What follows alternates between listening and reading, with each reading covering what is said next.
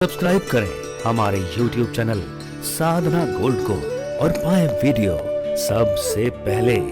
और हाँ, bell icon दबाना ना भूलें। हम सबके दादा के दादा के दादा ने क्या घर नहीं बनाया होगा, क्या बिल्डिंग नहीं बनाई होगी, पर जो अच्छा कर गए उसी नाम से जाने जाते हो आप।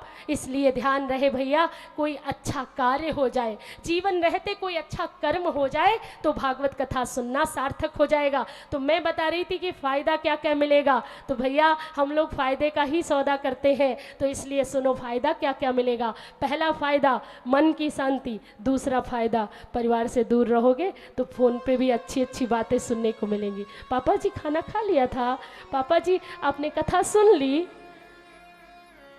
है कि नहीं, बताइए मिलता है कि नहीं। घर से जितनी दूरी बना के रखोगे उतना प्यार मिलेगा। आज जाके देखिएगा, सब कहेंगे माँ आप तो बड़ी सुंदर दिख रही थी, हमने तो देखा था आपको साधना चैनल के माध्यम से, हमने तो देखा था यूट्यूब पर, आप तो बड़ी मुस्कुरा रही थी, क्या रोज इतना मुस्कुराते थे। अब सोचो ये मुस्कुराहट परमानेंट हो जाए।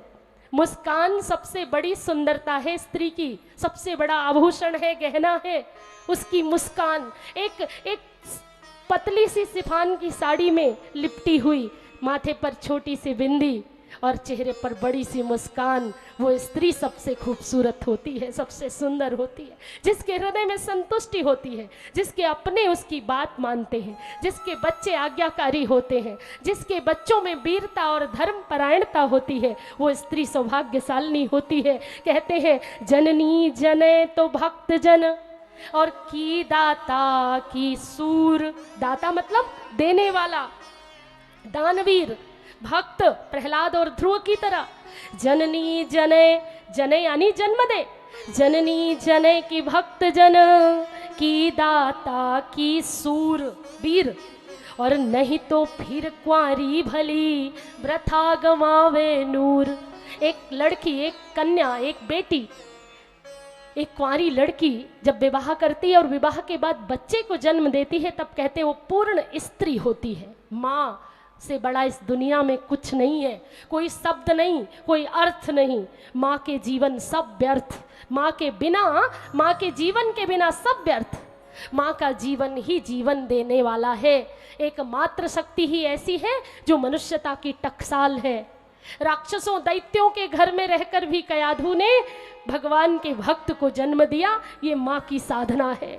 माँ वीरों को, सूरों को, दाताओं को, भक्तों को जन्म देती है तो माँ का गौरव से चेहरा खिल उठता है, उसका अंतर तृप्ति उसे मिलती है। कहते पुत्र होना भाग्य है, लेकिन पुत्र अगर आज्ञाकारी हो तो सौभाग्य है।